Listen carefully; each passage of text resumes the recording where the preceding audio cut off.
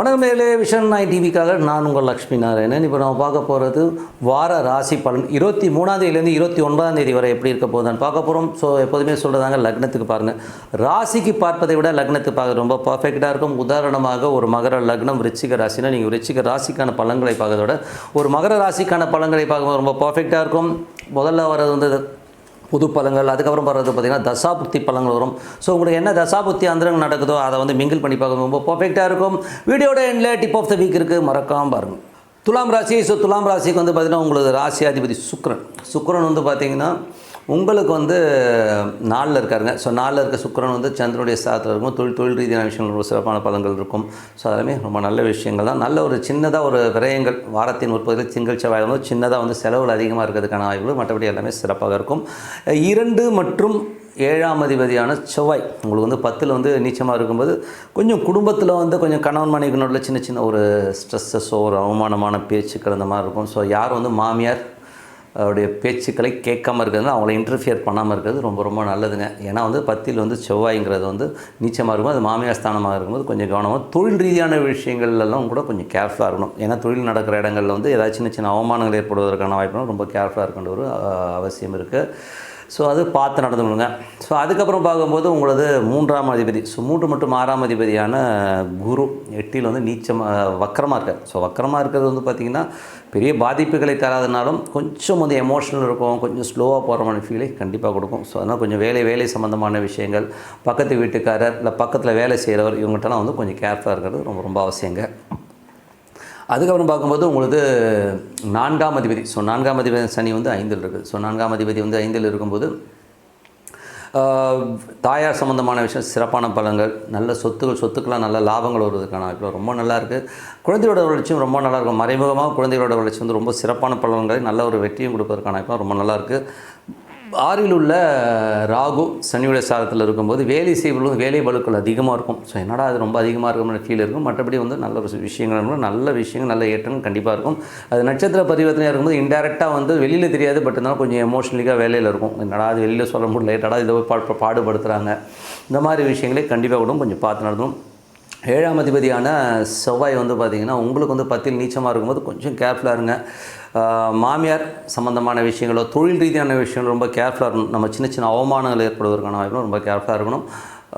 மனைவி கிட்ட வந்து அவங்க எமோஷனலாக இருக்காங்களோ, கணவன் எமோஷனலாக கொஞ்சம் கேர்ஃபுல்லாக கொஞ்சம் பொறுமையாக ஹேண்டில் பண்ணுறது ரொம்ப ரொம்ப அவசியம். மற்றபடி வந்து 8ஆம் அதிபதியான சுக்கிரன் 8ஆம் அதிபதியான சுக்கிரன் வந்து என்றைக்குமே 6, 8 இந்த மாதிரி விஷயங்கள் வந்தாலே கொஞ்சம் கேர்ஃபுல்லாக இருக்கணும். தாயாரோட உடல்நலம் சார்ந்த விஷயங்கள் ரொம்ப கேர்ஃபுல்லாக இருக்கணும். 8ஆம் அதிபதி வந்து பார்த்திங்கன்னா 4லேருந்து சந்திரனுடைய சாதத்தில் இருக்கும்போது தொழில் ரீதியான விஷயங்கள் வந்து பெரிய ரிஸ்க் எடுக்காமல் இருக்கிறது ரொம்ப ரொம்ப நல்லதுங்க. ஸோ 9ஆம் அதிபதியான புதன் வந்து பார்த்திங்கன்னா உங்களுக்கு 2ல் இருக்கும்போது வெளிநாட்டில் இருக்கவங்களுக்கு நல்ல ஏற்றங்கள் நல்ல லாபங்கள் வருவதற்கான வாய்ப்பு ரொம்ப சிறப்பாக இருக்குது. ஸோ நல்ல ஏற்றங்கள் நல்ல ஒரு சந்தோஷங்கள் வருவதற்கான வாய்ப்பு ரொம்ப சிறப்பாக இருக்குது. தந்தை சார்ந்த விஷயங்கள் ரொம்ப சிறப்பாக இருக்கும்.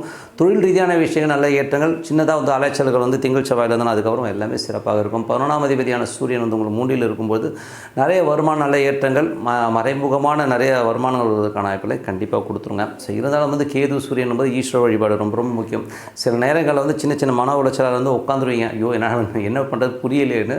ஸோ அப்போ ஒரு ஈஸ்வர வழிபாடு ஒரு பிரதோஷ வழிபாடு பண்ணும்போது கண்டிப்பாக இடத்துல போகிறதுக்கான வாய்ப்பு ரொம்ப சிறப்பாக இருக்குங்க. ஸோ அதுக்கப்புறம் பார்க்கும்போது இதுவரை பார்த்து வந்து பொது பலன்கள். ஸோ இனிமேல் பார்க்கும்போது தசாபுத்தி பலன்கள். ஸோ தசாபுத்தி பலன்கள் வந்து பார்த்திங்கன்னா துலா லக்னமாக வந்து சூரிய தசாபுத்தியான சூரியன் வந்து பார்த்திங்கன்னா அவங்க 3லேருந்து கேதுடைய சாரத்தில் இருக்கும். திரைசோக சார்ந்த விஷயங்கள் சின்ன மன உளைச்சல், டாக்குமெண்டேஷன் சம்மந்தமான விஷயங்களை கையெழுத்து போடுறதுக்கு முன்னாடி 1க்கு 4 வாட்டி வந்து யோசித்து கையெழுத்து போடுறது ரொம்ப ரொம்ப நல்லதுங்க. அதுக்கு ரொம்ப கேர்ஃபுல்லாக இருக்குதுங்க. ஸோ அது வந்து பார்த்து நடந்துக்கணும். அதுக்கப்புறம் துலா லக்னமாக வந்து சந்திர தசாபத்தி வந்து சந்திரன் வந்து 10ஆம் அதிபதியாக இருந்து கொஞ்சம் வந்து தொழில் ரீதியான விஷயம் சின்ன அலைச்சல் வாரத்தின் உற்பத்தியில் இருக்கலாம். அதுக்கப்புறம் எல்லாமே சரியாயிடும். துலா லக்னமாக இருந்து செவ்வாய் தசாபத்தி வந்து செவ்வாய் வந்து 10ல் இருக்காருங்க. ஸோ கணவன் மனைவி விஷயங்களில் வந்து கொஞ்சம் வந்து மன உளைச்சல் மனக்காயங்கள் ஏற்படும். மாமியார் விஷயங்களில் ரொம்ப கவனமாக இருக்கணும். தொழில் ரீதியான விஷயங்களும் ரொம்ப ரொம்ப கவனமாக இருக்கணும். ஏன்னா தொழிலில் வந்து சின்ன அவமானங்கள் ஏற்படுவதற்கான வாய்ப்புலாம் ரொம்ப கேர்ஃபுல்லாக இருக்கின்ற ஒரு காலகட்டங்கள். ஏன்னா 10ல் செவ்வாய் நீச்சம் போது அது வக்கரமாக இருந்தாலும் ஒரு சின்ன மனக்காயங்களை கண்டிப்பாக கொடுத்துருங்க.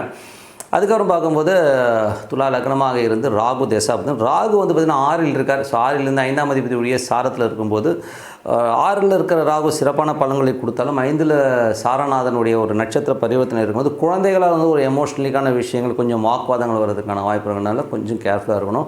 குழந்தைகிட்ட பேசும்போதோ பழகும்போதோ கொஞ்சம் பார்த்துக்கிறது ரொம்ப ரொம்ப அவசியம். தொழில் ரீதியான வேலை செய்கிற இடங்களில் வந்து மறைமுகமாக நம்மளை வந்து எவனை தாக்குறது, மறைமுகமாக நம்ம பின்னாடி வேலை செய்கிறமான விஷயங்களுக்கு அதனால கொஞ்சம் கேர்ஃபுல்லாக இருக்கணும். துலா லக்னமாக இருந்து குரு திசாபுத்தியங்க, குரு வந்து 8ல் இருக்காருன்னு அது வக்கரமாக இருக்கும்போது கொஞ்சம் கவனம் தேவை. தொழில் மிக கவனம் தேவை. அகலக்கால் வைக்காமல் இருக்கிறது ரொம்ப ரொம்ப அவசியங்க. ஸோ ஏதாச்சும் இடம் உடம்பு அகலக்கால் வச்சுன்னா மாட்டிக்கிறதுக்கான ரொம்ப கேர்ஃபுல்லாக இருக்கணும். அதுக்கப்புறம் துலா லக்னமாக இருந்து சனி தசாபுத்தி வந்துருங்க. ஸோ சனி வந்து பார்த்திங்கன்னா உங்களுக்கு 5ல் இருக்காருங்க. ஸோ 4ஆம் அதிபதி 5ல் இருக்கும்போது தாயை சார்ந்த விஷயங்கள், ரியல் எஸ்டேட் சார்ந்த துறைகள்லாம் வந்து ரொம்ப நல்லாயிருக்கும். ஸோ அது வந்து எந்த ப்ராப்ளம் இல்லை. மற்றபடி வந்து குழந்தைகள் விஷயங்கள் வந்து நிறைய அவங்களோட வளர்ச்சி நிறையா இருந்தாலும் கொஞ்சம் வந்து எமோஷ்னலிக்காக ஹேண்டில் பண்ணுற மாதிரி விஷயங்கள், கோபப்படுற மாதிரி விஷயங்களாக இருக்கும். அதனால் கொஞ்சம் கவனமாக இருந்துக்குங்க.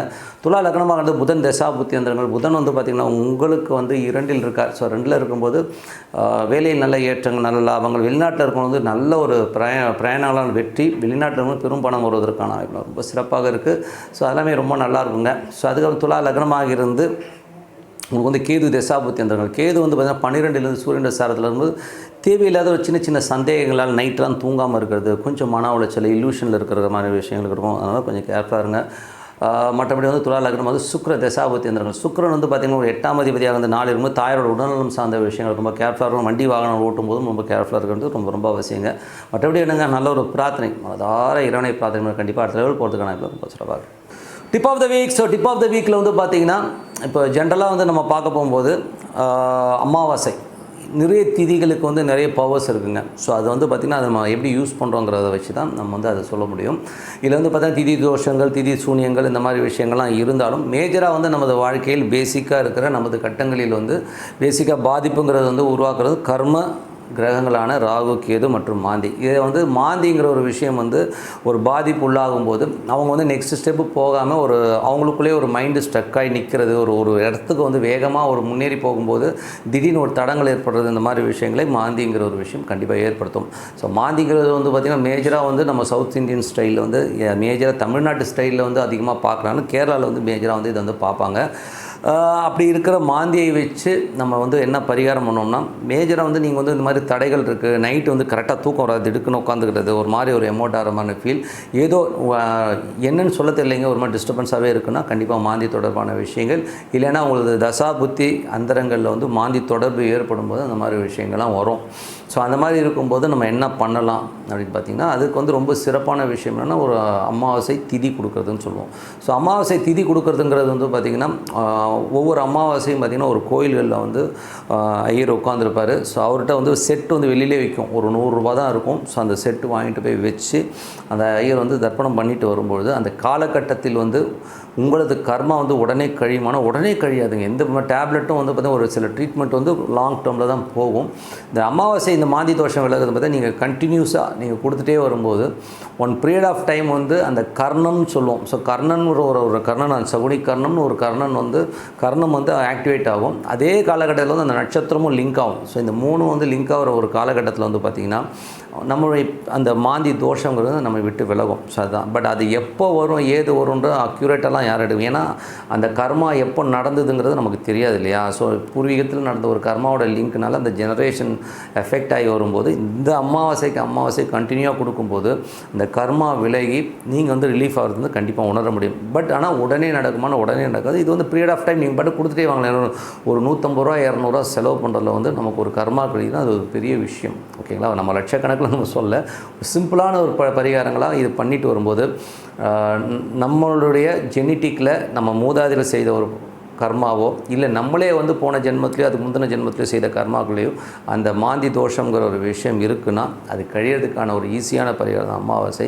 நீங்கள் கொடுத்து பாருங்கள். ஸோ இது கொடுக்கும்போது என்ன மாதிரி எஃபெக்ட் இருக்குன்னா, ஃபஸ்ட் டைம் கொடுக்கும்போதே கொஞ்சம் வந்து அந்த ஸ்பைனில் வந்து ஒரு சின்ன சேஞ்ச் வரும்.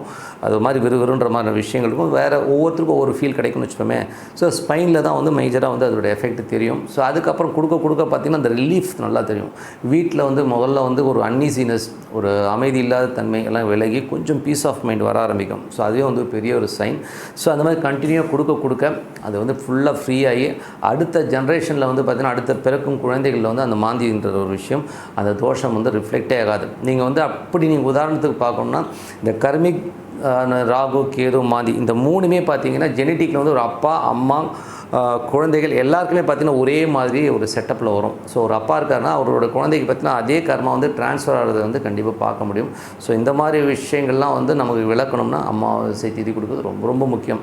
ஸோ அதை கொடுத்து பாருங்கள், ரொம்ப சூப்பரான பலன்கள் கண்டிப்பாக இருக்கும்னு சொல்லிட்டு உங்களிடம் விடைபெறுவது உங்கள் லக்ஷ்மி நாராயணன். நன்றி, வணக்கம்.